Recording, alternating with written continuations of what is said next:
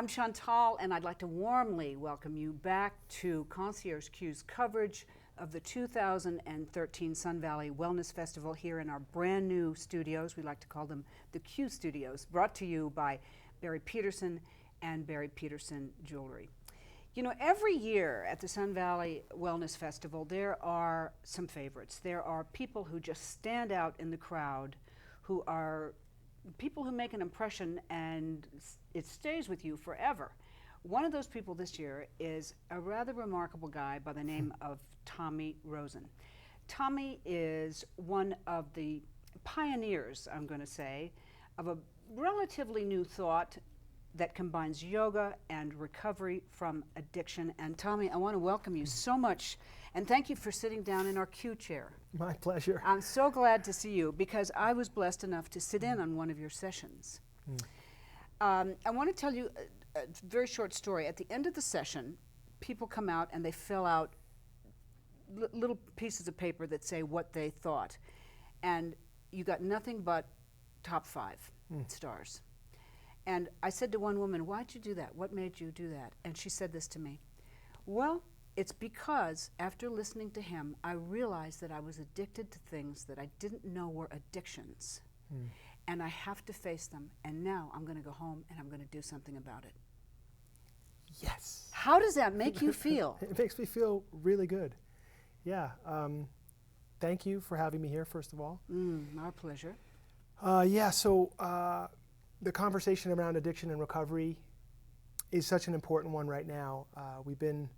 We've been as a society, we've really been in this conversation, this version of the conversation for about 85 years, right, since 1935. Really? And we can get into that in a moment. But in 85 years, a lot has changed, a lot's been learned. There have been major shifts in the world. And the process of recovery, while powerful, and while effective, I'm speaking now of 12-step recovery Yes. because it's sort of the widest known version of recovery that we have. It has so many wonderful things about it, and there's certainly room to bring in some elements that can help it. And when I say help it, I mean to help people increase the chances of success in their life who are struggling with addiction. Yes, I was going to say it certainly moves it along faster, and I think it helps us on a physical level, those of us who are in addiction. And there are so many people, by the way. Are there more people addicted to things today than ever? It feels that way to me. Yeah, so the addiction, so I'll just give you my definition of addiction. Yes, and you that's tell me, exactly tell what me I what want. we're looking at in Yes, the world. Okay. yes. So I define addiction as any behavior you continue to do despite the fact that it brings negative consequences into your life. So you can think of the big ones, I call them the big 5, and we look out into the world and we see a world that's filled with these big 5 addictions. So there's drugs, right? And that's both prescription drugs or illicit drugs. Alcohol, obviously we live in a society that not only condones but really encourages and embraces the use of alcohol in a variety of, in almost all circumstances. Food, so we're dealing with food addiction. You can look out in the world and we've got a new phenomenon in the world called childhood obesity. And we have rampant type 2 diabetes. Type 2 diabetes, it's not even a disease. How about that? It isn't? It's completely preventable. It's a lifestyle, it's a result of living life in an unhealthy, unbalanced way. Oh, how tragic that is. Well, it is. And of course, having the idea of an obese child, one of them would be enough for concern, much less a society filled with them. So that's the food piece. So you got drugs, alcohol, food, of course, relationships and sex. I don't know a human being alive today that doesn't struggle in those 2 areas in some way, shape, or form. And some people, of course, more than others. And there you're talking about diseases like codependency and other issues that really paralyze you in your life. It's interesting to me that you just separated the word. It's dis-ease. Yeah, I'd love to talk about that. I'll just give you the fifth big 5. The 5th big 5 is, so we went food, we went drugs, alcohol, we talked about food, sex, relationships, and money, of course. And money. So money, we'll talk about gambling, debting, overspending, shopping, these are legitimate addictions. To me, they're behaviors you continue to do despite the fact they bring negative consequences into your life. Yes. So it doesn't stop there. For me, I also bring the thought addictions into it. So I want everybody in the world to look inside and to look at the areas that that might need some help, and I want them to have a modality that they can embrace to move themselves forward in life. Mm-hmm. And since I believe so firmly and so strongly in the 12 steps, mm-hmm. the problem with that picture is that if you don't consider yourself addicted, mm-hmm. if you don't have an addiction, mm-hmm. you'll never find the 12 steps. You'd never embrace the 12 steps because the 12 steps are for those people who struggle with addiction. So right. I'm trying to bring everybody under the umbrella here. Yes. So we have the big 5, then we have the 4 aggravations. And they are what? The 4 aggravations are mind-based. They're negative thinking, self-doubt, procrastination, and resentment. Interesting. I've never had any of those. I'm sure. Well, thank God. We're in the presence of a saint in that case. I live in those. I live in those areas. So keep talking. Yeah. If you have a heartbeat, you probably are dealing with one of those issues. Of course.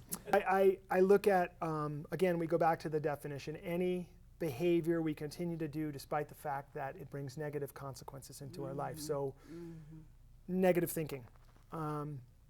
If you ever had a train of thought, maybe, let's just take a scenario where you wake up out of a bad dream. And you wake up and you can't put your finger on it, but something feels off, right? Your day is sort of like a little bit of a hangover from a nasty dream. And the hangover is manifesting itself as negative thoughts. Now, they might be negative thoughts about your life or yourself or a situation or your job or a relationship or whatever it is. But all of a sudden, by 9, 10, 11 o'clock in the morning, you've had about maybe 5,000 negative thoughts. And every negative thought sucks a little bit of energy out of your life that day. Oh, gosh. And by 11 o'clock, you're like, God, I feel terrible. I'm going to go have a cup of coffee. Mm-hmm. I'm really low energy, right? I need to extend my energy. Mm-hmm. It's not necessarily because you didn't sleep well or it's because on a regular moment-to-moment basis, you've got a thought pattern that is depleting you, literally depleting you of energy. Physically depleting you. Of course. Any kind of it's like thoughts are they manifest, right, in reality and in the body. Mm-hmm. So you just ask any athlete, is it important for you to embrace positive thinking before the next race, before the next game that you're in? Does it matter if you think you're going to win or not? Would negative thinking or positive thinking have a sway in the outcome of things in reality? Mm-hmm. Well, of course they do. So if you're addicted to negative thinking, you're in a really tough pattern, and you need to break out. Self-doubt is a close cousin, right? Yes. Self-doubt is just negative thinking, projected inwardly towards yourself. So there's something wrong with me. There's something wrong with my approach. There's fundamentally, maybe you're thinking I'm a bad person, or I've done bad things, or whatever that self-doubt is. Mm-hmm. Also, we're in the same ballpark. It's very depleting to the system. Yeah. And of course, what makes a person a success in life? Or you know what the difference between a happy person and an unhappy person is? It's real simple. Tell me. The happy person is thinking happy thoughts. The unhappy person is thinking unhappy thoughts. Mm-hmm. End of story. That's what makes you happy. It's that simple. Well, I think so. Now the question is, well, how do you come to happy thoughts? Mm-hmm. And of course, it gets to a deeper question, which is we're not supposed to be happy all the time. That's not the nature of humanity. We're also supposed to feel suffering and hardship and pain, because that's part of the nature of being human. So we of course we want to move towards a balanced, contented state. Mm-hmm. But if you're in this game to be happy all the time, I think that you're going to be disappointed. Yeah. Procrastination. Wow. I spent my entire childhood. Friday night I get home from school, have all this homework, swear to myself I'm going to get the work done. I'll get it done quickly so I can enjoy my weekend. Instead, I stress all weekend long about the fact that I'm not doing what I'm supposed to be doing. Mm-hmm. Try to distract myself with behaviors that'll make me feel better because I'm not doing what I'm supposed to be doing. Ruin the weekend, and then Sunday night comes and I'm completely, utterly stressed and overwhelmed by the fact that I did it again. So was that your first addiction in a way? Procrastination? I think I got to sugar before I got to procrastination. Oh, of course, as a kid. Yeah. So where did you find your sugar? Yeah. I'm going to answer that. The final one is resentment, Yes. which of course is the same sort of thing as negative thinking, but projected towards usually a human being. Right. Right. And obviously anybody who's felt and felt again and felt again and felt again. Yes. You know how that feels. And it's the old adage is resentment is a cup of poison you pour for somebody else that you end up drinking yourself. Right. And anybody who's felt that venomous sort of resentment feeling, it feels exactly like that. Like Yes. you've drank a cup of poison. You want to talk about sugar? I want to talk about your childhood. It interests me. Sugar is the greatest gateway drug on the planet today. Oh. Yeah, it far is the precursor to. I think marijuana first was the culprit. Like marijuana, the gateway drug to all these other drugs. It's like no. Sugar, white refined sugar, sweets, snacks. It's an incredibly addictive substance. So one of the things that my childhood was marked by was addiction from the get-go. And I grew up with an English nanny who had me hooked to the gills on black tea and a lot of refined sugar and milk, sort of the English way. And I remember as a child that the excitement of getting to the kitchen for that first cup of tea. I mean, I'm 2, 3, 4 years old. Like I don't have memories really before 4, but I remember that right in my 4th year, the super excited feeling of that tea. And I really would like just, as fast as you could drink something, like I'd take it in. And I don't know, an hour, 2 hours later, I'd feel this sense of dread, depression, sort of the come down, if you will. Yes. Right? Now for a child, in a sense, the sugar is it's no different than cocaine for an adult, in a sense. It amps you up. It's got negative effects within the body, and then it just really drops you down, and then you crave more of it. So that was the story of my interaction with food as a child. And since, obviously the old adage is you are what you eat, I became a perfect host for dis-ease. And we could talk about that. There's that concept. word now. What do you mean by that? So dis-ease. When you come into an understanding of alcoholism or addiction, especially if you work within the 12-step modality, you come to understand that addiction is a disease, not unlike any other disease you could name, cancer, or, diabetes, etc. And in this case, I prefer to separate the word into 2 words, dis and ease. And I think dis simply means the word, that prefix simply means lack of. So dis-ease is just simply a lack of ease in the body. Right. The reason that works so well for me is I understand from childhood forward the sense of not being at ease in the mind-body system. And for me, it sort of manifested more in anxiety, hyperactivity, not really breathing well, feeling a sense of irritability, really hyperactivity for me. So distance or lack of ease, distance from ease, lack of ease, dis-ease really works for me to describe my condition. Now, my condition was made worse by my interactions with food. So every time I went after that sugar in my entire childhood, food-wise, was one sugar event to the next, literally. I did not honestly have a salad. I did not eat a salad until I was 18 years old, ever. I did not, the only green that I would eat would be broccoli. I mostly ate processed meats, no condiments. I don't know why, I was a non-condiment guy. But I was super picky and weird about food, and I was always hungry, go figure, because I was malnourished and I didn't know it. Yeah. And I just weakened my system through my whole childhood. And I of course, missed a lot of school. I was sick all the time, bronchitis, flus and colds, took a ton of antibiotics, making everything worse.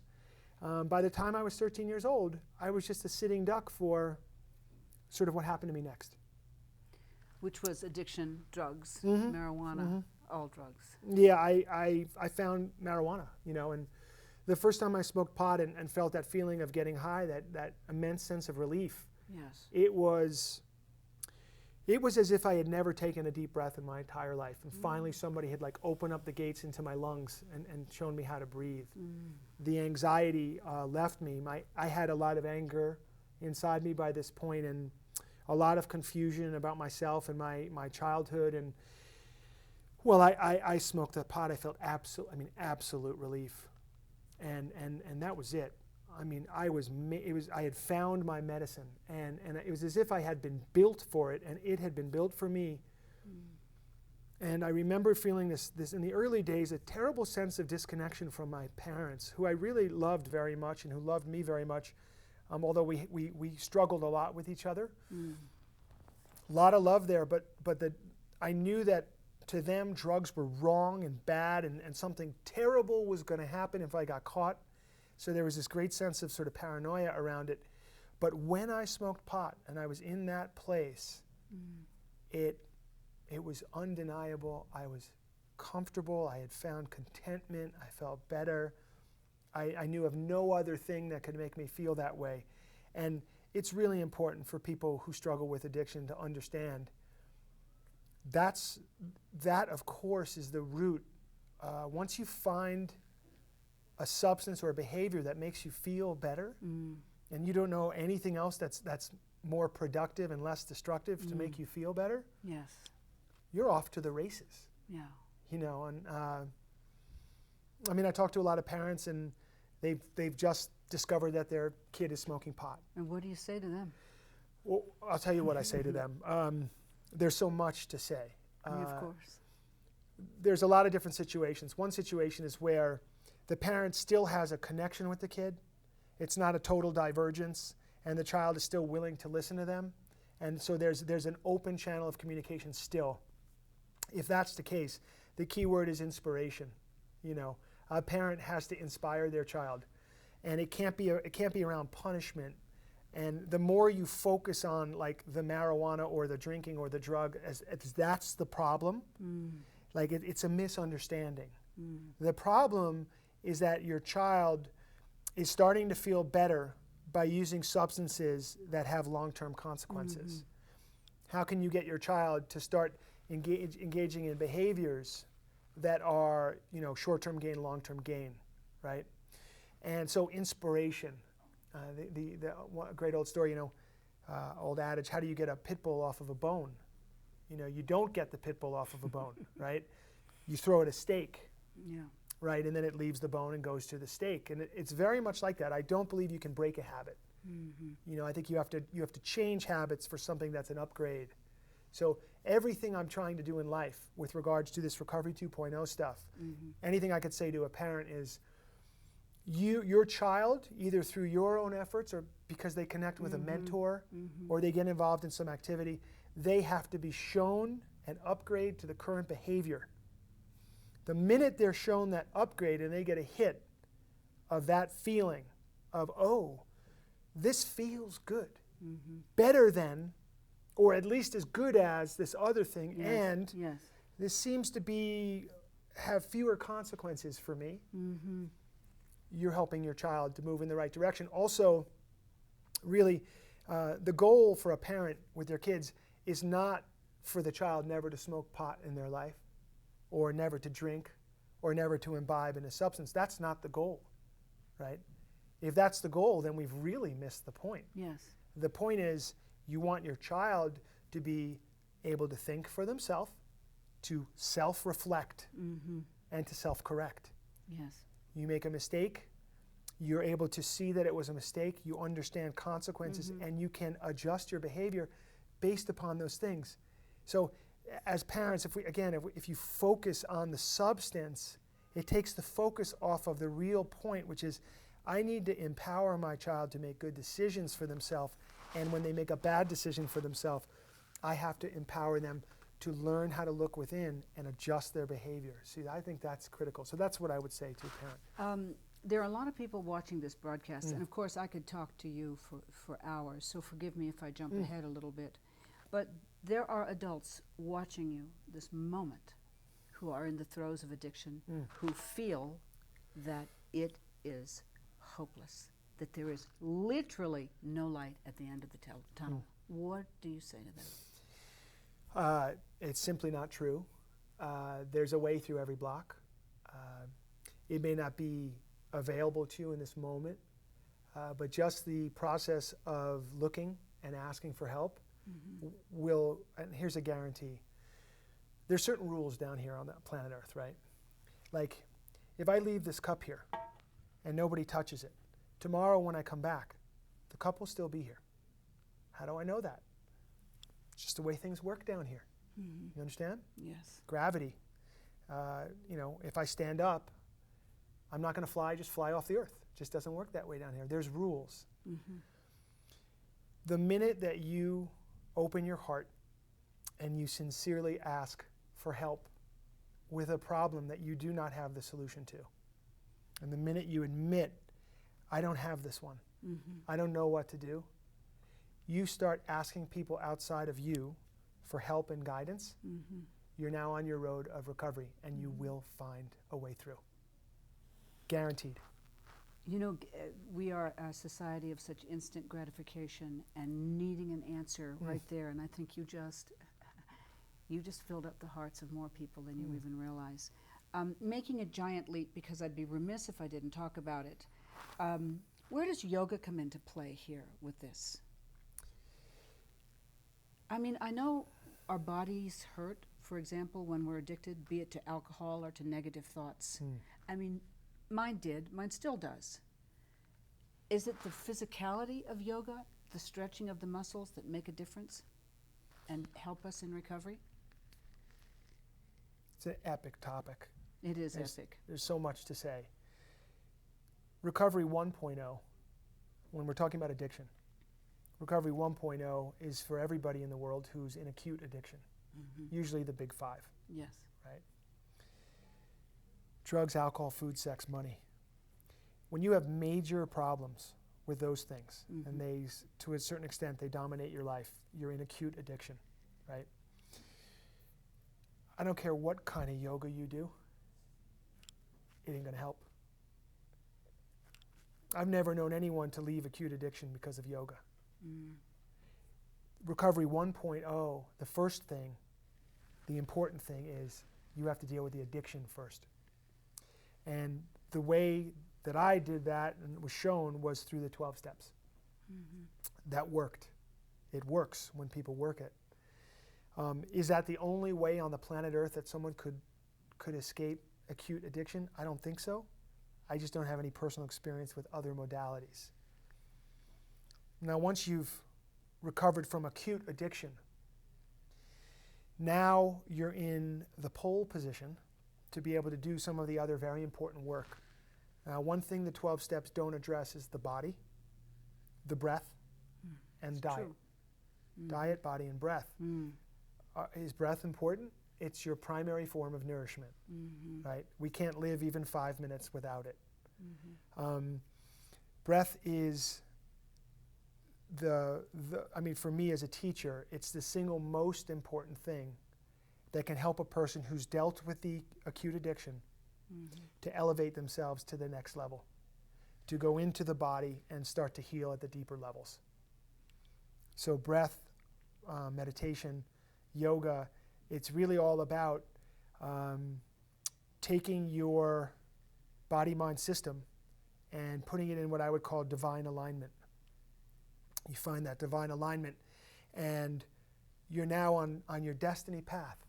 You're on your path, you're on purpose, and you're healing at the deepest levels. And they say, you know, my great friend Nikki Myers, who runs an incredible program called Yoga and 12-Step Recovery, she talks about getting the issues out of your tissues. And that makes a lot of sense for me. I was in recovery for many years. Drugs and alcohol had been removed, and I had no thought and no obsession anymore regarding drugs and alcohol, which is a miracle unto itself. Very, very excited that that gift was given to me, and I was still engaged in all these other addictive behaviors. And I didn't know why, and I didn't have a good sense of it. Gambling, we're talking about gambling, sex and relationship issues, cigarettes, still in sort of this, what I call the addiction frequency, right? Yes. Still in the frequency of addiction. And I'd done 12-step work, and it had delivered on its promise to lift me out of acute addiction. Yeah. And thank God. And it wasn't until I started to do yoga and meditation, in particular Kundalini yoga, that I started to feel the structure of my body and my mind, my interactivity with people, with life, started to feel it change at a profoundly deep level. Right. So that these other addictions and this addiction frequency was broken. And I was able to get beyond it and get beyond those behaviors altogether. Now, you asked about pain in the body. Yes. When I came to my teacher's name is Guru Prem, and he blessed my life. Don't know how else to put it to you. When I came into his office, the first thing he asked me was, Tommy, what's your favorite toy? Favorite toy? I'm a 35-year-old man. What's my favorite toy? My mountain bike. My mountain bike. He's like, no, not your mountain bike. He's like, something with you all the time. You've got it with you all the time. I'm like, my computer? He's like, no. He chuckles. He's like, Tommy, your body, you are your favorite toy. And my back was killing me. My neck was killing me. And I said, Guru Prem, I don't feel like my body's my favorite toy. He said, exactly. How could it be your favorite toy if you're in pain? You have to do the things that you have to do to get your body out of pain. Then you're going to be your own favorite toy. All the things you ever experience in life are going to happen to you through your body. Even spiritual things are going to happen to you through your body. So we all have this prerogative to get the issues out of our tissues, move the energy through, unstuck ourselves. Some of it has to happen at the level of psychology, of course. Some of it has to happen in terms of your cognitive behavior. Some of it's going to have to happen because you change your actions. But some of it's going to happen simply because you adopt practices into your life that are there to move stuck trauma and emotional energy through and out of the body. When I finally did all those practices that he showed me, the Kundalini yoga practices of meditation and yoga, I'm telling you, it was as if I had changed completely. Like almost like the molecular structure of my body had shifted in some profound way, where an obsession to gamble, for example, or smoking and all that, it wasn't like I was climbing this horrible, difficult hill to get beyond it. It just dropped away. I didn't desire it anymore. What a great way to break a habit. It just falls away like skin off of a snake, you know? So we do have things at our disposal to help our bodies every day move through the stuckness and keep going, and the breath is key. I hope that answers your question to some extent. It does, and I want to say to you that one of the reasons I mentioned to our audience that you're one of the favorites here. You're probably the favorite speaker at this year's wellness conference, and I know that just embarrasses you, but really, you are the favorite at the festival this year. And I think it's because of this. I think you are all about hope. You give people in the addiction frequency and those people who are addicted hope that there's change. And I don't think that there's a greater gift you can give to anybody in the world, Tommy Rosen. And I thank you for that. Oh my goodness. I thank you so much for taking time to sit down with us. All sorts of people are waiting to talk to you. You're so welcome. Will you come back next year? Of course. Will you come back soon? Oh, of course. And when we're somewhere, when Concierge Q travels around the country, as we tend to do, someday we're going to be in New York when you're in New York, or someday we're going to be in Washington when you're in Washington. Will you sit down and tell us more? Oh yeah, we'll do it. Absolutely. I'm serious. Shake I'm on serious too. It's right on tape. He's coming back. Thank you so much. Stay with us. The Sun Valley Wellness continues. Thank you, Tom. Oh, you're welcome. Amazing. My pleasure. Thank you.